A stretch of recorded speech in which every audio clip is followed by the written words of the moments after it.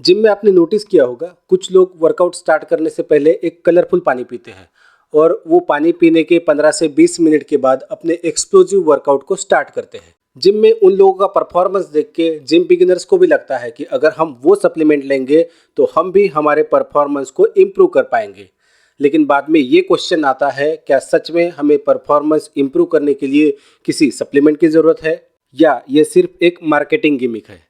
मैं बात कर रहा हूँ प्री वर्कआउट सप्लीमेंट की, जो फिटनेस इंडस्ट्री में मोस्ट पॉपुलर सप्लीमेंट है। सप्लीमेंट इंडस्ट्रीज ये क्लेम करती है कि अगर आपको जिम में अपना परफॉर्मेंस इंप्रूव करना है या फिर अपने चैलेंजिंग वर्कआउट्स के लिए अपनी एनर्जी को बूस्ट करना है तो प्री वर्कआउट सप्लीमेंट एक मैजिक की तरह काम करेगा।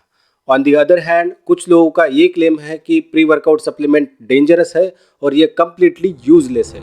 So who is right? Hi everyone, I am doctor Venkatesh और आज के वीडियो में हम जानेंगे प्री वर्कआउट सप्लीमेंट का साइंस। क्या होता है pre workout supplement? Pre workout supplement कैसे काम करता है? प्री वर्कआउट सप्लीमेंट्स के इंग्रेडिएंट्स क्या है? प्री वर्कआउट सप्लीमेंट्स के पोटेंशियल साइड इफेक्ट्स क्या है? और क्या एज अ जिम बिगिनर हमें सच में प्री वर्कआउट सप्लीमेंट की ज़रूरत है या फिर नहीं? इस वीडियो के एंड तक आपको क्लियर आइडिया आ जाएगा कि आपको आपके जिम बैग में प्री वर्कआउट सप्लीमेंट कैरी करना चाहिए या फिर नहीं।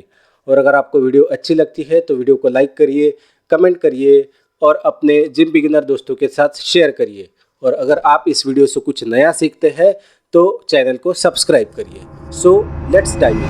प्री वर्कआउट सप्लीमेंट, जिसे प्री वर्कआउट्स भी कहा जाता है, ये एक मल्टी इंग्रेडिएंट डाइटरी सप्लीमेंट है जो स्पेसिफिकली हमारी एनर्जी को बूस्ट करने के लिए, जिम में हमारे परफॉर्मेंस को बूस्ट करने के लिए डिज़ाइन किया गया है। वैसे तो प्री वर्कआउट सप्लीमेंट्स के बहुत सारे फॉर्मुलेशंस हैं, अलग अलग कंपनीज अलग अलग इंग्रेडिएंट्स को प्री वर्कआउट सप्लीमेंट्स में ऐड करती है, लेकिन कुछ बेसिक इंग्रेडिएंट्स होते हैं जो हर प्री वर्कआउट सप्लीमेंट में होते हैं, जैसे कैफीन या फिर बीटा एलेनाइन या फिर नाइट्रिक ऑक्साइड प्रीकर्सर जैसे L-आर्जिनाइन या फिर L-सिट्रुलिन, BCAA, क्रिएटिन। और हर ब्रांड में इन इंग्रेडिएंट्स का कॉन्सेंट्रेशन भी अलग अलग होता है। फर्स्ट बात करते हैं कैफीन की।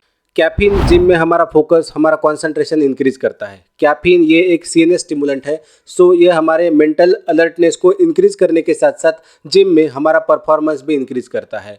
प्री वर्कआउट सप्लीमेंट्स में जनरली 200 टू 300 मिलीग्राम तक कैफीन होता है। Second, nitric oxide precursors.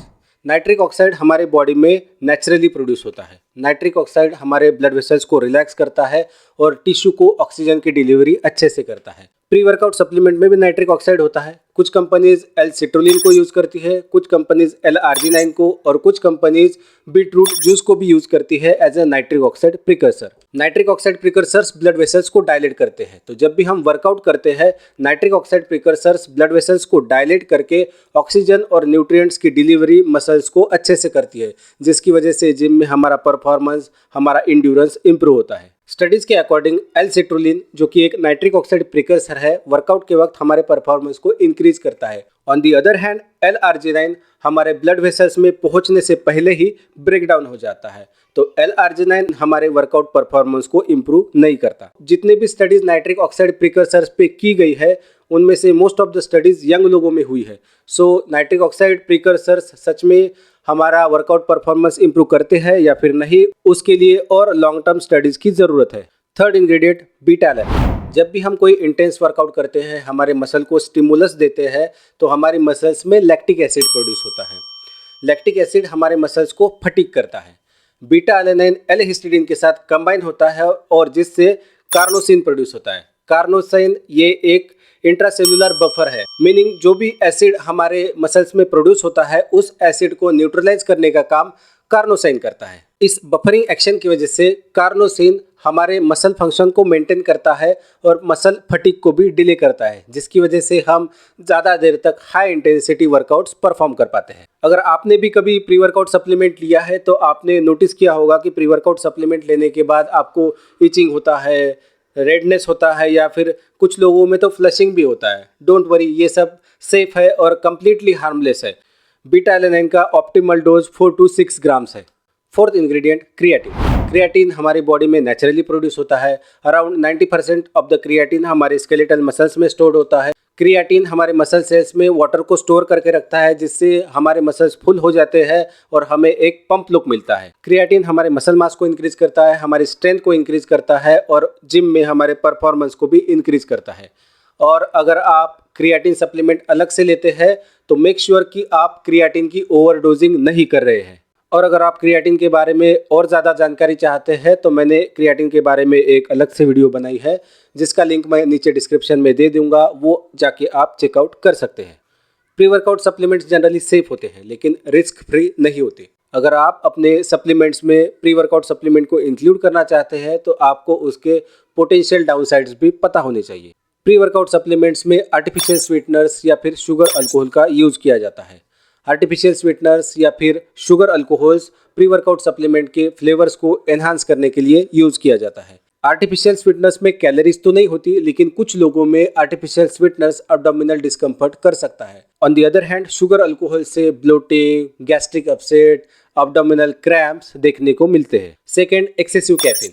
Pre workout supplements में बहुत ज़्यादा अमाउंट में कैफीन का यूज़ होता है, तो अगर आप प्री वर्कआउट सप्लीमेंट के अलावा भी दिन भर में ज़्यादा से ज़्यादा कॉफ़ी कंज्यूम करते हैं तो आपको हाई ब्लड प्रेशर, एंग्जाइटी या फिर स्लीप ऑर्डर जैसे सिम्टम्स दिख सकते हैं। एक्सपर्ट्स रिकमेंड करते हैं कि हमें दिन भर में 350 to 400 मिलीग्राम से ज़्यादा कैफीन को कंज्यूम नहीं करना चाहिए।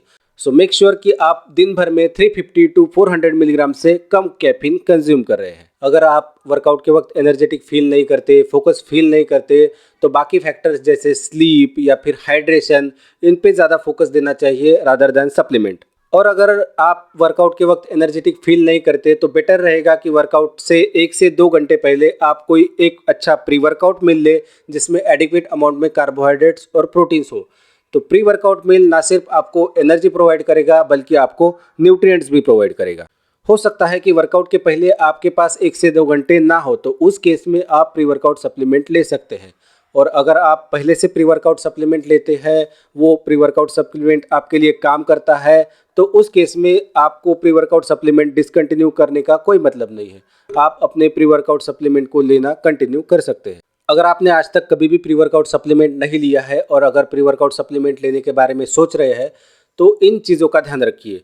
नंबर 1, वर्कआउट से 30 से 60 मिनट पहले आपको प्री वर्कआउट सप्लीमेंट लेना है। नंबर 2, जब भी प्री वर्कआउट सप्लीमेंट स्टार्ट करें तो स्मॉल क्वांटिटी से स्टार्ट करिए और जैसे जैसे आपकी बॉडी प्री वर्कआउट सप्लीमेंट से एडॉप्ट हो जाती है वैसे वैसे आप उसकी डोजिंग को इंक्रीज कर सकते हैं। एंड नंबर 3, अगर आपको प्री वर्कआउट सप्लीमेंट डेली नहीं लेना है तो सिर्फ उसी दिन प्री वर्कआउट सप्लीमेंट ले जिस दिन आप हाई इंटेंसिटी वर्कआउट परफॉर्म करने वाले हैं। आई होप कि आपको ये वीडियो अच्छी लगी होगी। अगर वीडियो अच्छी लगी है तो वीडियो को लाइक करिए, कमेंट करिए और ऐसे ही इन्फॉर्मेटिव वीडियोस देखने के लिए चैनल को सब्सक्राइब करिए।